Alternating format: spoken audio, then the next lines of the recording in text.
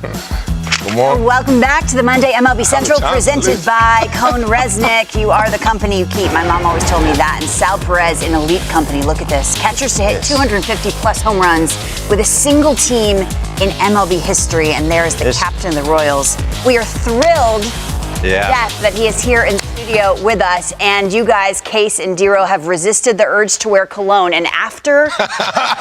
I just go like this right here. I smell Don't. Salvador Perez always smells the best smelling human in the world. Always smells great. You know what he reminds me of, honestly? I haven't been around you much. Like, I played with the big cat, Galarraga. Just like a absolute wall in a touch. Right?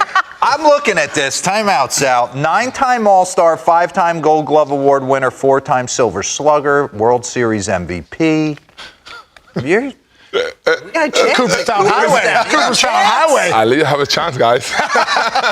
All right, so take us through it. You went through just a real tough year last year. Yes. And to kind of see what JJ and Matt, your manager, have done and keeping it steady, and you brought in these pitchers and Bobby Witt's taking it, you have to be flying high. Super happy right now where we are right now.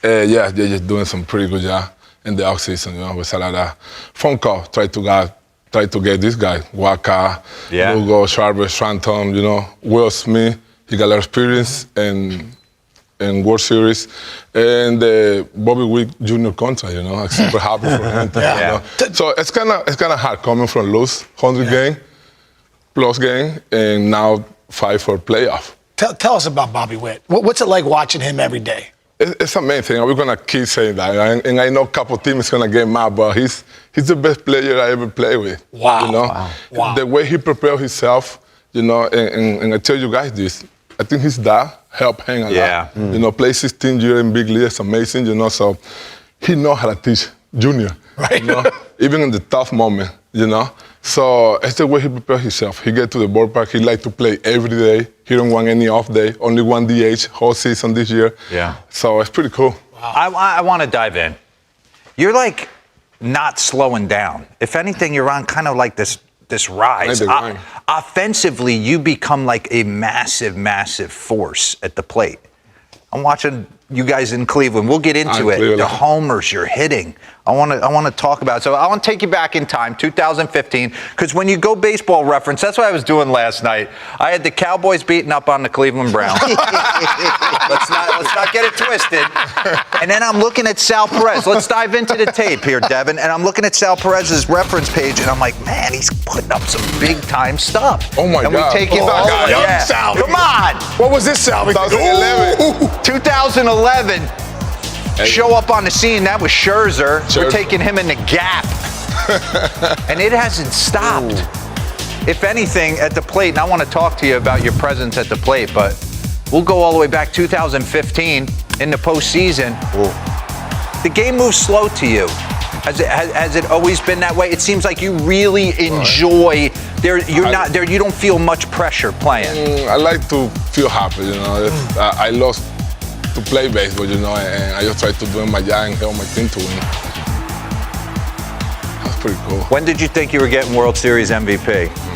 I don't think I never think about that. There it is. That was the crazy thing about that game, that I don't have the chance to catch the last inning, the last out.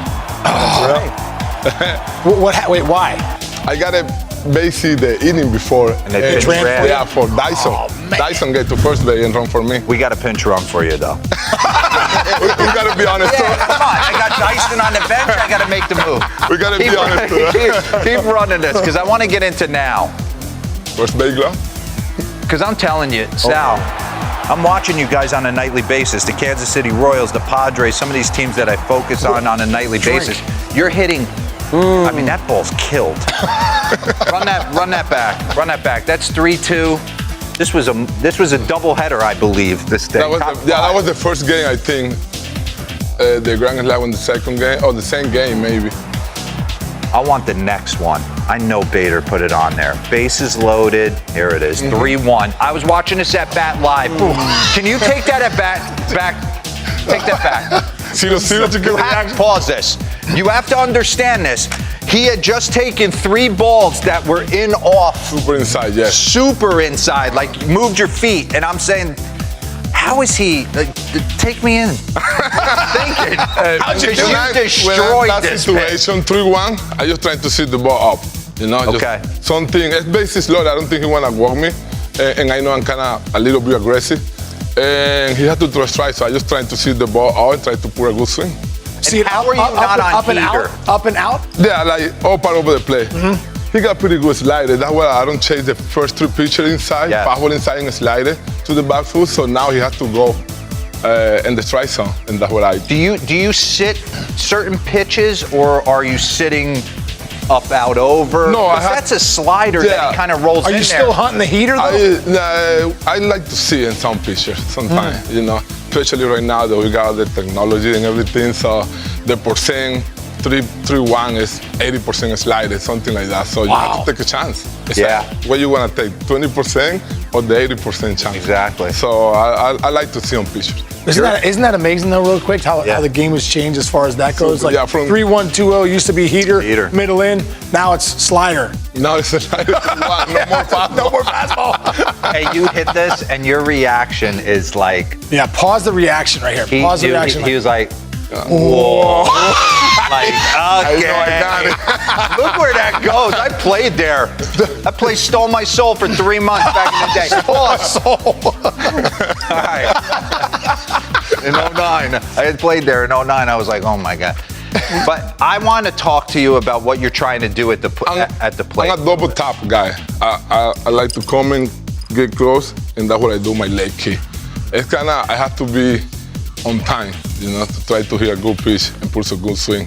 It's kind of hard to do the double tap, but I get used to that. It's for timing? Yeah, for timing. And yeah, that's what I like to do. When did you develop the double tap? I think 2011, 12. Yeah, Kansas City, in minor league, they tried to take me out the leg kick, but I always do that. Even when I was 12, I have some videos my mom has that I always like to. Are you thinking about this back hip or anything like that? Lock my back hip. Lock it. Yeah, when I get to the box, I like to feel this, and my knee has to go straight to the ball. That's what I like to do. Pedro before teach me that. Knee go to the baseball. Oh, I like that. I so like front that. hip, I never heard front hip tight, knee to the ball. So you're just okay. I'm kind of like that with my knee before I try to move. I start to move. Boom. All right, run this.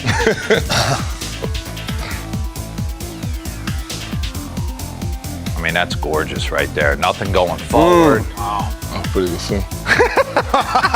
That's a pretty good swing. That one feels good. Yeah. Hey, you don't get enough love for behind the dish, too. How many Gold Gloves you got? 5. 5. That's pretty darn good. I mean, and you're a brick wall back there. Is there anything, if you were teaching kids at home, I coach my son's 14U team, is there anything you would tell, pause that, kids at home to work on if they're catching? Right now, it's about framing.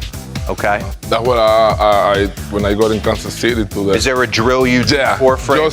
I have like a heavy ball, you know, and put it in my glove and just doing this to the strike zone. From down to up, Can you explain that? Because I was fascinated by this when I was back in the dugout last year with the Yankees, of the framing from down to up, right? It didn't always. It wasn't always like that, Sal, right? Can you show that to us? Hey, back in the day, like 2011, 12, 13, you let the ball get to you. You know, that's why I catch like that, 2 knee up and everything. So let the ball get to you. Now you have like to go get the ball. You know, I feel like we cheated to the umpire. But it's the way it is right now, you know? Right. They want to see a good presentation. Yeah. You know? And you got the umpires in your back pocket. No. You'd have me. I'd be like, what do you think, Sal? Right. No, you gotta be honest. Now they can go see it. Now you lied to him. The next day you're like, hey, Sam, you lied to me. I was a ball side. You tell me what's a strike. So, but I always tell the little kids, you know, like they want to be a pitcher, just try to work and frame it. That's the most important thing. So put a heavy ball in your glove and just kind of work through the zone. Yeah. And especially now, I got Nick out. It's a little bit more easy. Just put it in here and go. And Sal, that's new though, right? The down to up, right? You didn't always do that, right? No, before it was just let the ball. What's the reason? What's the reason that you guys go down and come up now? Let the ball travel, you know, and late you can. And as soon as you see just kind of an optical illusion, right? Soon as your glove goes down, it's kind of like he caught it bad, I'm balling it. But if if you stick it tight. Yeah, but watch Salvi and these guys. They're set up and they're going down. They're literally, the glove goes down, then it comes up. Comes up. Yes, that's the way. What's that guante you got there? Yeah. Hey, I gotta be honest to you. Hey, you look pretty good over there. I think it's a blessing to you be available to play two positions. Yeah. You know. Dude, and you're playing it above average. You're playing a great first base. I like to compete, bro. That's incredible. Yeah. How are you liking it, Salvi? How are you liking play a little first base here and there? I love it. I don't feel anything the next day. Your quads aren't on fire. Yeah, I feel I don't do anything. It's my off day. Yeah. What's been the toughest thing for you at first base? Pop-ups. Yeah, way different from behind the home plate to a first base. We were just talking about that with Tyler Fitzgerald and Luciano, how Fitzgerald came over, and I'm like, some guys don't like pop-ups. No, yeah. I think that was the hardest thing to learn in first base. Yeah, because the pop-up. From behind the home plate, the ball's coming to you. You have to turn around, the ball's going to come to you. For first base, we don't know, righty, lefty. You know how the ball's going to come down. Have you had a chance to catch passes with Patrick Mahomes? No, I don't have a chance. No? No, yeah. Does he come down? Yeah, he come down. Take some BP ever? No BP, just talk to us a little bit. Hey, Salvador, my Uber driver yesterday said he played with you.